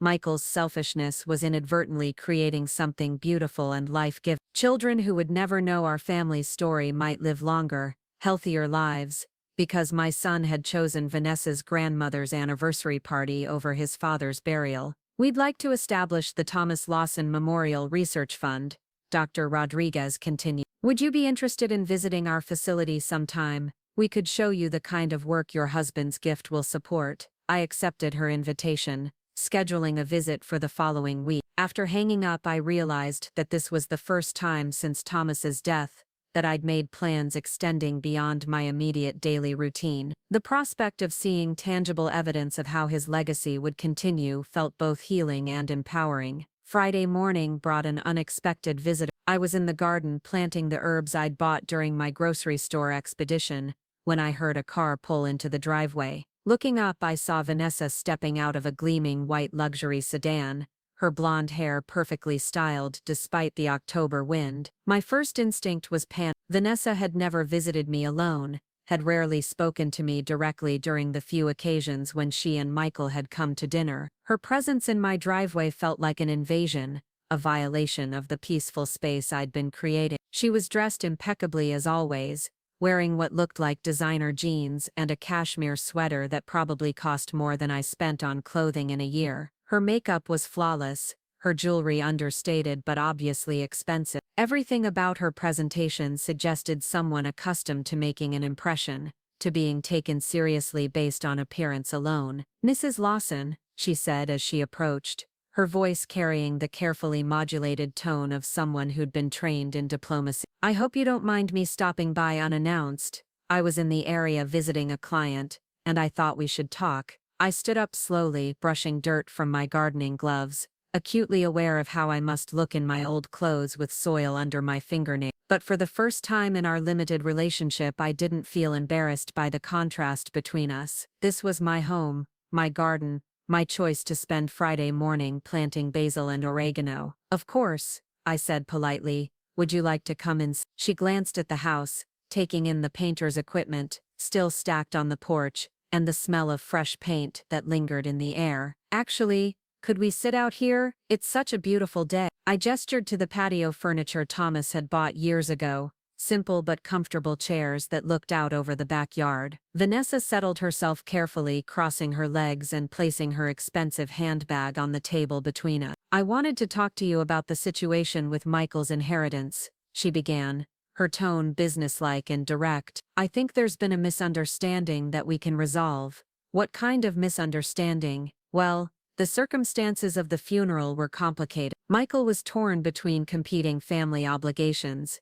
and he made the best decision he could under difficult circumstances. I don't think Thomas really intended to penalize him for trying to honor commitments to both sides of the family." The careful phrasing was classic Vanessa, turning Michael's abandonment of his father's burial into a noble attempt to balance competing loyalties. She'd managed to reframe selfish choice as sacrifice, absence as presence. "Thomas was very specific about his intentions," I said calmly. "He wanted Michael to prioritize family over social convenience. Michael chose otherwise, but surely you can see that the situation was more nuanced than that." The anniversary celebration had been planned for over a year. My grandparents specifically requested Michael's presence. "These aren't just social obligations, Mrs. Lawson. They're family relationships that impact our future, our business connections, our standing in the community. And those relationships were more important than seeing Thomas to his final rest." Vanessa's composure slipped slightly, a flash of irritation crossing her features before she regained control.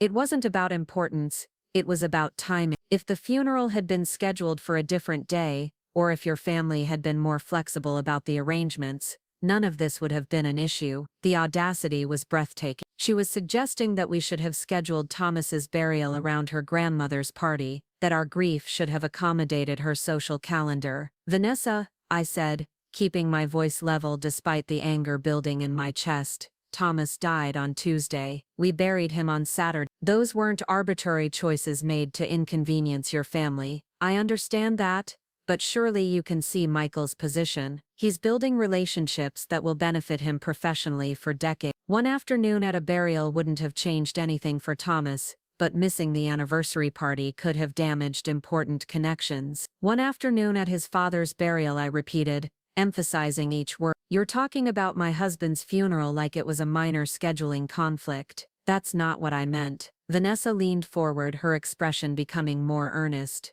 more calculated. I'm trying to explain that Michael's decision wasn't disrespectful. It was practical. Thomas was a practical man. He would have understood the importance of maintaining relationships that could benefit the family's future prosperity. Thomas was a practical man. I agree. Practical enough to know that character matters more than connections, that integrity can't be purchased with networking opportunities. But surely he didn't mean to punish Michael so severely for one difficult choice. $100,000, Mrs. Lawson. That's not just money, it's security. It's our children's education fund, our retirement savings, your children's education fund, children that didn't exist, might never exist, but were already being used as emotional leverage in Vanessa's argument. I wondered if she'd practiced this conversation, if she'd rehearsed the talking points designed to make me feel guilty for supporting my husband's final wishes. The money is going to children's cancer research, I said. It will fund studies that might save lives. That seems like a worthy use of Thomas's legacy. Of course charity is important,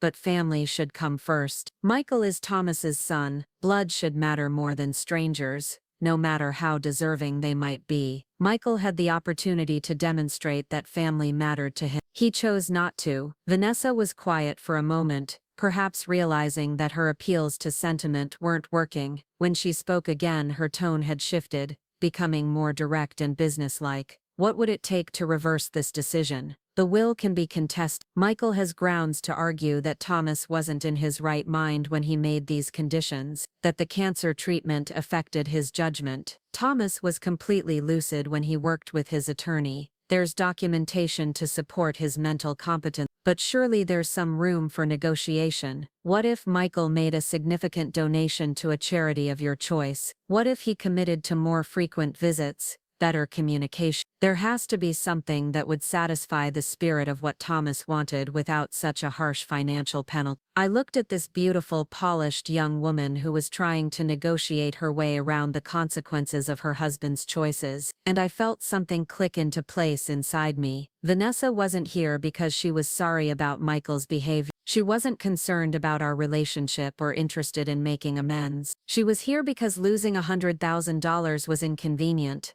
and she believed that with the right combination of pressure and persuasion, she could convince me to override my dead husband's wishes. Vanessa, I said quietly, do you know what Michael said when I told him about the inheritance conditions? She shook her head, clearly uncomfortable with the change in my tone. He said that your family was his real family now. He told me not to expect to hear from him anytime soon, that he needed time to process what he called our betrayal. He hung up on me without saying goodbye or expressing any concern for how I might manage as a new widow. Vanessa's face flushed slightly, perhaps realizing that Michael's reaction had undermined any argument she might make about his commitment to family relationships. He was upset, she said weakly. People say things they don't mean when they're emotional. Maybe, but they also reveal what they really think when they're under pressure. Michael revealed that in his mind, I'm no longer family. You're family. Your parents are family. Your grandmother's anniversary party was a family obligation, but his father's burial was just an inconvenience. That's not fair. Michael loves you. Michael loves the idea of me, the mother who raised him, who sacrificed for his education,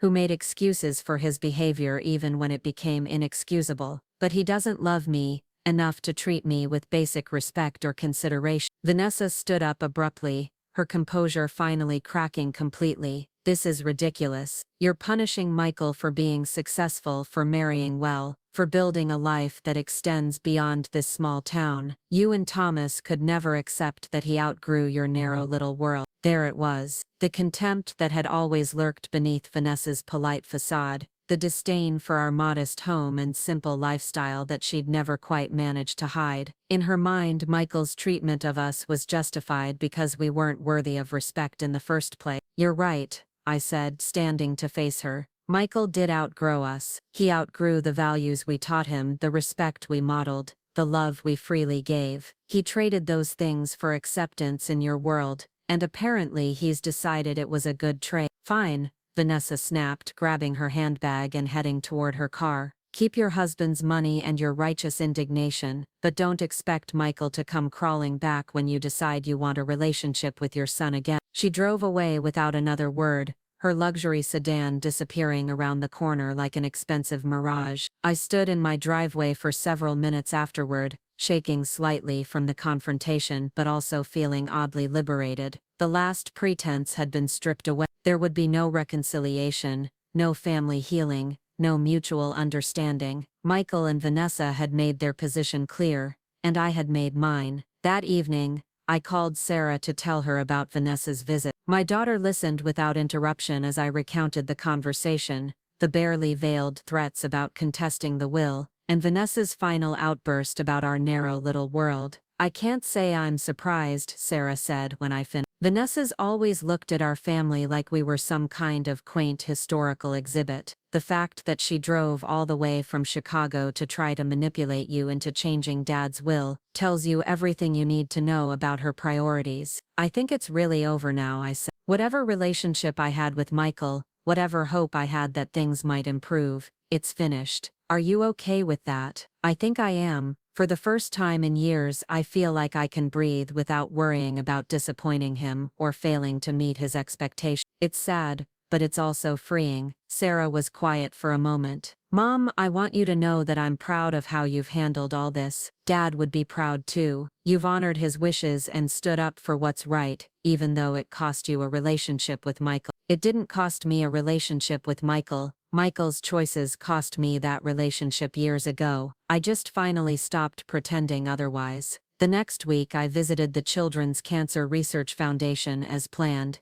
Rodriguez gave me a tour of their laboratories and treatment facilities, introducing me to researchers who were working on the kind of projects that Thomas's donation would support. I met families whose children were enrolled in clinical trials, parents who spoke with the desperate hope of people fighting for their child's life. "The research we're able to fund makes a real difference," Dr. Rodriguez explained as we watched technicians preparing samples for analysis. "Every breakthrough brings us closer to turning fatal diagnoses into treatable conditions." I thought about Michael's children's education fund, the hypothetical savings for hypothetical futures that Vanessa had used as an argument for overturning the will. These children fighting for the chance to have any future at all seemed like a more worthy investment than college funds for kids who might never be born. "We're planning a small ceremony next month to officially establish the Thomas Lawson Memorial Fund," Dr. Rodriguez. "We'd love to have you there, and we'd welcome any family members who might want to attend."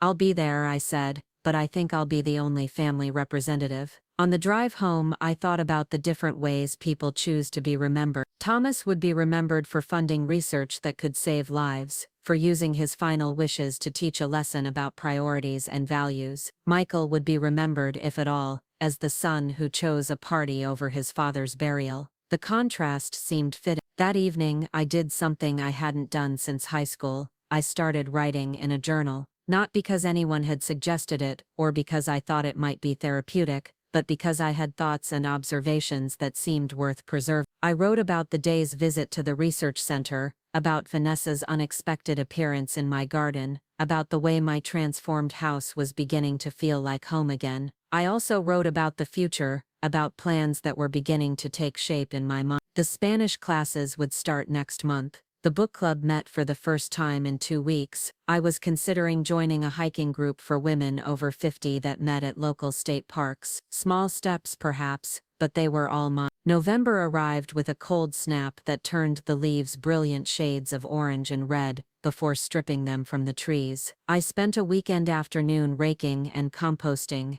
physical work that felt meditative and purposeful. Miss Anderson's husband Dan stopped by to discuss plans for the greenhouse he'd offered to help me build, sketching designs on a legal pad, while we sat at my kitchen table. The foundation work will need to wait until spring, he explained, but we could get the materials ordered now and start planning the layout. What kind of plants are you hoping to grow? I found myself describing an ambitious vision of herbs and vegetables, maybe some flowers for cutting, possibly even attempting to grow tomatoes year-round. As I talked, I realized I was planning for a future that extended well beyond the next few months, imagining projects and possibilities that assumed I would be here, in this house, building this life for years to come. That's definitely doable, Dan said, making notes about ventilation and heating options. You'll want to start with easier plants and work your way up to the more challenging ones. I like the idea of having something to learn, I said. I've spent so many years managing other people's needs that I've forgotten what it feels like to pursue something purely for the joy of it. Dan smiled. Rita, you're going to be amazed by what you can grow when you give yourself permission to try. Permission to try. Such a simple concept, but one that felt revolutionary after decades of playing it safe, of making choices based on practicality rather than possibility. That night I sat in my transformed reading room with a cup of tea and one of the books Margaret Chen had recommended from the Fellowship's reading lamp. The sage green chair was perfectly positioned to catch the light from the reading lamp, and the yellow walls created a warm cocoon that invited contemplation. The book was about women who had reinvented themselves later in life, stories of courage and creativity and second chance. I read until midnight, inspired by accounts of women who had started businesses in their 60s, traveled solo to foreign countries in their 70s, returned to school in their 80s. Each story reinforced what I was beginning to understand about my own life, that endings could also be beginnings, that loss could create space for growth, that the courage to disappoint some people was the price of finally living authentically. I fell asleep that night feeling excited about tomorrow in a way I hadn't experienced since I was young enough to believe that anything was possible. The difference was that now I knew it actually was. The ceremony for the Thomas Lawson Memorial Fund took place on a gray, November afternoon at the Research Center. Dr. Rodriguez had arranged a small gathering in their conference room, with displays showing the specific research projects that would benefit from the donation. I wore my best dress, the navy one I'd bought for Michael's wedding, but this time it felt appropriate rather than inadequate. Several researchers spoke about their work, explaining in layman's terms how the funding would accelerate their studies of childhood leukemia and brain tumors. I listened with genuine interest, amazed by the complexity of their investigations and the dedication they brought to their work. When it came time for me to speak, I found myself telling Thomas's story not as a tragedy about a disappointing son, but as a testament to the power of principled choices. I talked about his belief that character was revealed through actions, his conviction that love without accountability was meaningless, his hope that even his death could teach important lessons about priorities and values. Thomas wanted his legacy to reflect what he valued most, I concluded. Not wealth or status or social connections, but the fundamental decency of putting others before yourself, of doing what's right even when it's difficult. This research fund embodies those values in a way that will save lives and strengthen families for generations to come. After the ceremony, I drove to the cemetery to visit Thomas's grave. The headstone looked settled now, no longer stark and new against the winter-brown grass. I brought fresh flowers, yellow chrysanthemums that complemented the autumn landscape. I think you'd be proud of what the money is accomplishing, I told him, arranging the flowers in the vase we'd installed at the base of the stone. Michael and Vanessa aren't happy about it, but I think that proves you made the right choice. The wind rustled through the bare oak branches, and I imagined Thomas's approval in the sound. He'd always believed that the best decisions were often the most difficult ones, that doing what was right mattered more than being popular or keeping everyone happy. I'm doing well, I continued, sitting on the ground beside the grave despite the cold seeping through my coat. I'm painting the house, making new friends, taking classes. I'm learning Spanish and planning a greenhouse, and reading books that make me think about big questions. I'm becoming someone I didn't know I could be.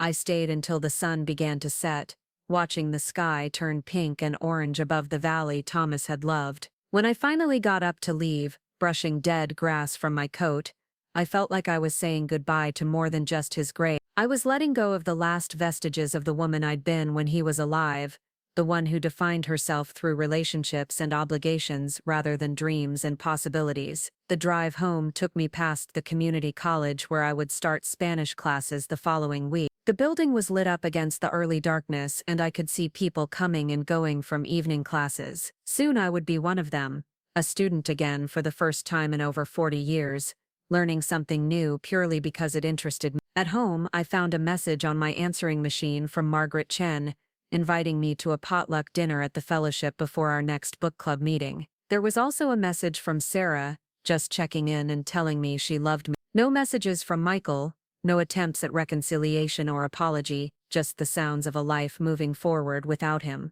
I spent the evening planning my contribution to the potluck, deciding on a recipe for butternut squash soup that I'd never tried before. It felt fitting somehow, bringing something new and untested to a gathering of people who were still getting to know me, taking risks, making attempts, allowing for the possibility of failure or success without the weight of other people's expectations. Later, as I prepared for bed in my rearranged bedroom, I caught sight of myself in the mirror and barely recognized the woman looking back at me. She looked confident, purposeful, alive in ways that went beyond mere physical health. She looked like someone with plans and projects and places to go. She looked like someone who had finally learned the difference between being alone and being lonely, between independence and isolation.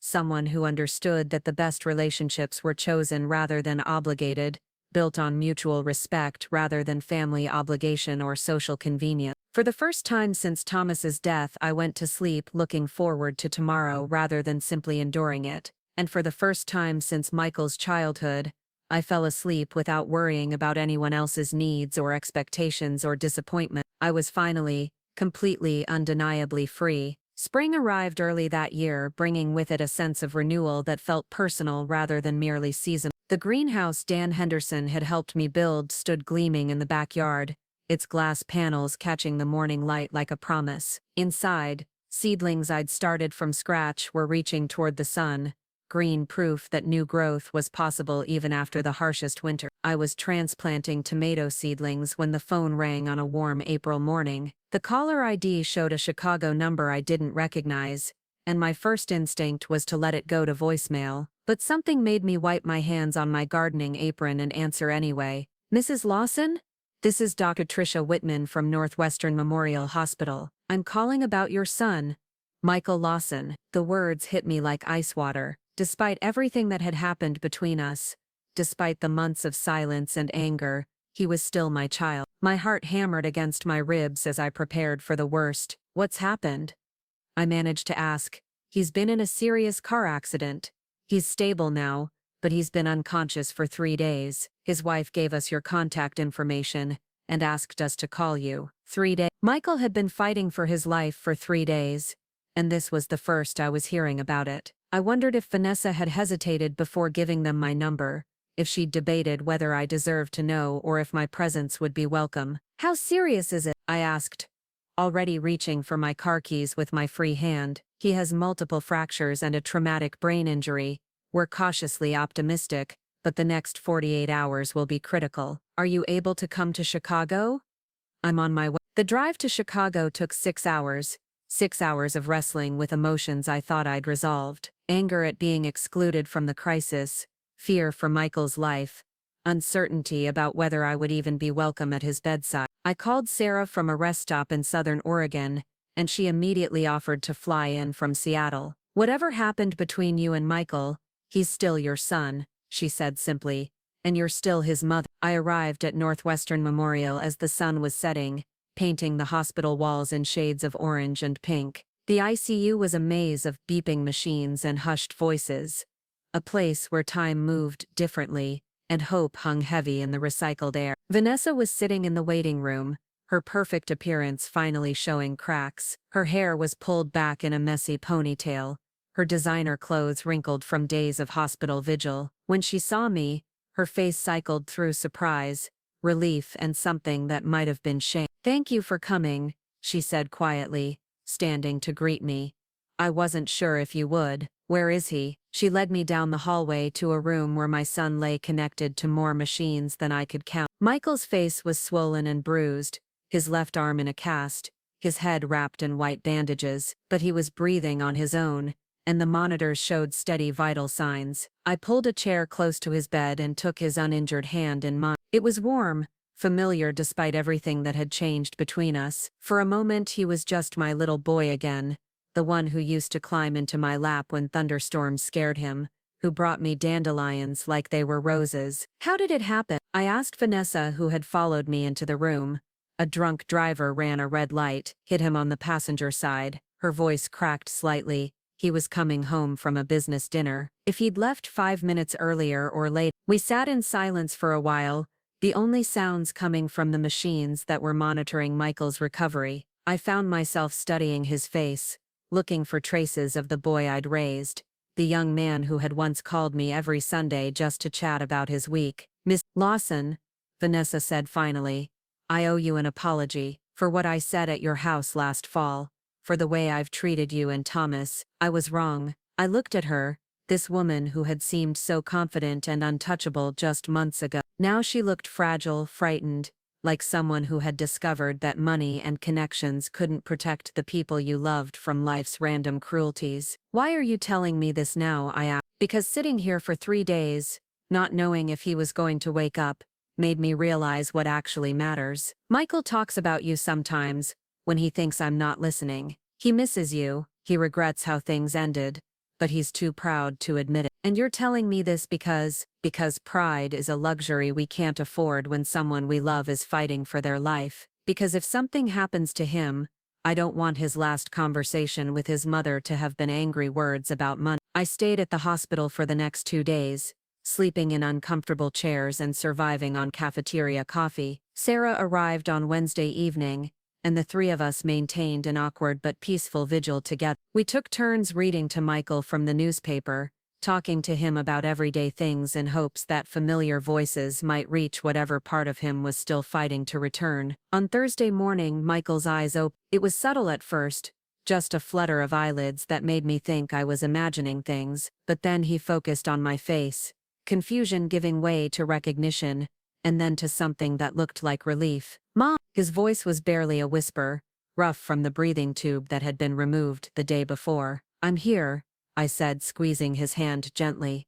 "I'm right here." He closed his eyes again, but his grip on my hand tightened slightly. It was the first real communication we'd had since that terrible phone call in June, and it felt like a miracle. Over the next week, as Michael's conditions steadily improved, we began to have actual conversation. Not about the inheritance or the funeral or the months of silence between us, but about small things: the weather, the hospital food, the book Sarah was reading to him during her afternoon visits. It was Vanessa who finally brought up the subject we'd all been avoiding. "Michael," she said one afternoon when I was visiting alone, "there's something we need to discuss, about your father's funeral, about the will, about the things that have happened between you and your mother." Michael's face tightened, and I could see him preparing his defense. But before he could speak, Vanessa continued, "I was wrong to encourage you to leave early that day. I was wrong to prioritize my family's expectations over your father's funeral, and I was especially wrong to try to convince your mother to override his final wish." Michael stared at his wife in shock. This was clearly not a conversation they'd had before, not a position Vanessa had ever articulated. "I've been thinking about it every day since the accident," she went, "about what your father was trying to teach you, about why he felt the need to put conditions on your inheritance. He wasn't trying to punish you, Michael. He was trying to save you." "Save me from what?" Michael asked weakly. "From becoming someone who measures relationships in terms of personal advantage, from turning into the kind of person who attends funerals out of obligation rather than love, from losing touch with the values that actually matter." I watched this exchange with amazement. The woman who had sat in my garden demanding that I reverse Thomas's decision was now defending his wisdom to her own husband. "The money's gone," Michael said finally, "to charity. There's nothing to discuss anymore." "Yes, there is," Vanessa said firmly. "There's your relationship with your mother. There's the question of what kind of man you want to be going forward. There's whether you've learned anything from almost losing your life." Michael turned to look at me, his eyes filled with something I hadn't seen there in years, vulnerability. "I'm sorry, Mom," he said quietly, "for leaving Dad's burial early, for hanging up on you, for saying that Vanessa's family was my real family. I was angry and defensive, and I said things I didn't mean." "Which parts didn't you mean?" I asked gently. He was quiet for a long moment, choosing his words carefully. "I meant that I was hurt. I felt like Dad was punishing me for trying to balance different obligations. But I didn't mean that you weren't my family anymore. I didn't mean that our relationship didn't matter to me. But you did choose to leave your father's burial for a party." "Yes," he said, his voice barely audible. "I did, and I've regretted it every day since. It wasn't everything I needed to hear, but it was a beginning, an acknowledgement of choice and consequence, of hurt given and received." We talked for another hour that day, not resolving everything but beginning the slow work of rebuilding trust that had been damaged by years of misplaced priorities. Michael was released from the hospital 2 weeks later, with instructions for months of physical therapy and cognitive rehabilitation. The brain injury had affected his short-term memory and concentration, making it impossible for him to return to his high-stress consulting job immediately. The irony wasn't lost on any of us that the accident had forced him to slow down in ways that Thomas's death and my grief never could. Vanessa asked if I would consider staying in Chicago for a few weeks to help with Michael's recovery. The request surprised me, not just because she was making it, but because I found myself genuinely considering it. "I can't stay indefinitely," I told her. "I have a life in Oregon now, commitments and activities that matter to me. I understand that. But maybe just until he's more stable. I'm not good at this kind of caregiving, and I think he needs his mother." So I stayed for 3 weeks, sleeping in their guest room, and helping Michael with basic tasks as he regained his strength. It was strange being in their house, surrounded by the luxury and sophistication that had once intimidated me, but now it just looked like expensive furniture and designer accessories, beautiful but somehow hollow. What struck me most was how little evidence there was of genuine friendship or community in their lives. The refrigerator held no family photos, no children's artwork, no casual snapshots of good times with people who mattered. The only visitors during Michael's recovery were business associates, who stopped by briefly to check on his progress and discuss work coverage. "Don't you have friends?" I asked Vanessa one evening as we cleaned up after dinner. "We have acquaintances," she said carefully. "People we see at charity events and business functions, but real friends, the kind who would bring you casseroles when you're in crisis, I don't think we do." I thought about my own life back home, about Miss Henderson checking on me daily during my first weeks of widowhood, about Margaret Chen and the book club that had become genuine friends, about Dan building me a greenhouse, simply because he enjoyed helping neighbors. I'd been living with more authentic community in my modest house than Michael and Vanessa had, in their expensive isolation. The conversation that changed everything happened on my last night in Chicago. Michael was feeling well enough to stay up late, and the 3 of us were sitting in their living room, talking about his recovery plans and my return to Oregon. "Mom," Michael said suddenly, "I want you to know that I understand now what Dad was trying to do, with the will, with the condition. He saw something in me that I couldn't see in myself." "What do you think he saw?" "That I was losing my way, that I was becoming someone who cared more about appearances than authenticity, more about impressing people than loving them, that I was turning into the kind of person who would miss his own father's burial for a networking opportunity." It was the most honest thing Michael had said to me in years, and I could see the pain it cost him to acknowledge it. "I can't undo what I did," he continued. "I can't go back and make different choices, but I can try to be better going forward. I can try to become the kind of man Dad hoped I could be." "What would that look like?" I asked. "I don't know yet. Different priorities, maybe. Different definitions of success. Less focus on accumulating status and more attention to relationships that actually matter." Vanessa reached over and took his hand, and I could see that this was a conversation they'd been having privately, a reckoning that had been building since the accident. "We've been talking about making some changes," she said, "maybe moving somewhere smaller, somewhere we could actually be part of a community instead of just performing for one." "What kind of changes?" "Michael can do consulting work from anywhere with internet access," Vanessa explained. "We don't have to live in Chicago. We could find a place where people know their neighbors, where relationships matter more than resumes. I thought about my small town, about the neighbors who had rallied around me during Thomas's illness and after his death, about the community college classes and hiking groups and volunteer opportunities that had given my life new meaning and purpose. You could move closer to home, I said carefully, not to the same town necessarily, but to the same region, somewhere within a few hours' drive, instead of a 6-hour journey. Michael and Vanessa exchanged a look that told me this possibility had already occurred to them. Would you want that? Michael asked. After everything that's happened, would you want us near? It was a fair question, one that required an honest answer. Did I want to rebuild a relationship with my son? Was I willing to risk the peace and independence I'd found by opening my life to people who had hurt me so deep? I'd want the chance to find out who we could be to each other now, I said finally. Not who we used to be, but who we might become if we're all willing to do the work. 6 months later, Michael and Vanessa moved to a small town 45 minutes from my house. They bought a modest Victorian that needed restoration, the kind of project that would require them to learn new skills and rely on local contractors and neighbors for advice and assistance. It was a dramatic change from their previous lifestyle, but one that seemed to energize rather than diminish them. Michael's recovery was slow but steady. The brain injury had affected his ability to multitask and handle stress, making his previous high-pressure career impossible. But it had also given him a different perspective on what constituted meaningful work. He started taking on smaller consulting projects for nonprofit organizations,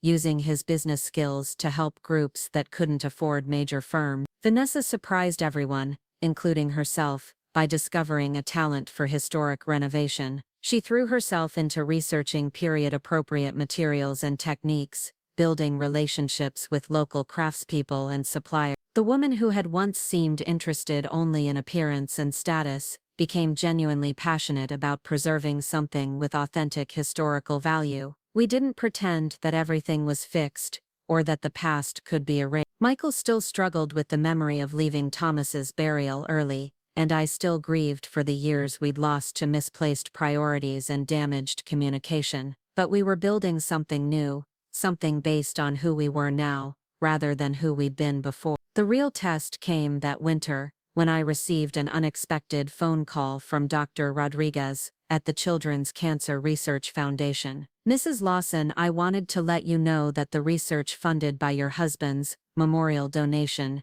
has led to a breakthrough in pediatric leukemia treatment. The new protocol we were able to develop is showing remarkable success rates in early trials. The news was overwhelming in the best possible way. Thomas's money, the inheritance Michael had forfeited, was literally saving children's lives. I called Michael immediately to share the news, and for the first time since his recovery, I heard him cry. Dad's legacy, he said through his tears, that's his real legacy. Not money passed down to ungrateful children, but research that will help families who are fighting for their children's lives. It could have been your legacy too, I reminded him gently. If you'd made different choices, I know, but maybe this is better. Maybe I needed to lose that money to understand what I'd really lost when I walked away from Dad's burial. We started spending holidays together again, but differently than before. Instead of elaborate meals focused on impressing each other, we shared simple dinners, centered on conversation and genuine connection. Michael and Vanessa volunteered with local organizations, building the kind of community relationships they'd never prioritized in Chicago. On the second anniversary of Thomas's death, we all went to the cemetery together. Michael brought flowers and a letter he'd written to his father, an apology and a promise that he read aloud at the graveside. Vanessa brought a photo of children who had benefited from the leukemia research, young faces full of hope and possibility. I think he'd be proud of what his money accomplished, Michael said, as we prepared to leave. I think he'd be proud of what you're becoming, I replied. The cemetery was quiet except for the wind in the oak trees. Thomas had loved, and I imagined his approval in that sound. Not for the money, or the research, though those mattered, but for the slow, difficult work of rebuilding relationships that had been damaged by pride and misplaced priority. As we walked back to our cars, I reflected on the journey that had brought us to this point. Thomas's final wishes had seemed harsh when I first learned about them, a punishment that destroyed my relationship with my son. But time had revealed them to be something else entirely, a gift that forced all of us to examine our priorities and choose what really mattered. Michael had lost his inheritance, but found his way back to his family. Vanessa had lost her social status, but discovered genuine community. I had lost the son I thought I knew, but gained a relationship with the man he was becoming. The money was gone, donated to research that would save lives and strengthen families for generations to come. But the love remained, changed and challenged, and ultimately made stronger by the test Thomas had designed. Standing in the cemetery parking lot, saying goodbye to Michael and Vanessa before returning to our separate homes, I felt grateful for the difficult path we'd traveled. Not because it had been easy,